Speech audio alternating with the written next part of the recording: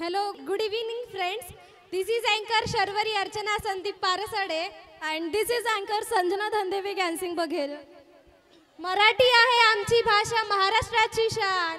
भजन कीर्तन भारूड ऐकताच हरपून जाते भान. संत काव्यातील एक प्रकार म्हणजे भारूड. लोकप्रबोधनाचा एक वसा म्हणजे भारूड. संत एकनाथांच्या वाणीतून चळवळ निर्माण करणारे साधन म्हणजे भारूड. संतांच्या भारुडाच्या माध्यमातील असाच एक लोकप्रबोधनाचा वसा घेऊन आम्ही संस्कार स्कूलचे विद्यार्थी घेऊन येत आहोत एक भन्नाट भारूड नृत्य.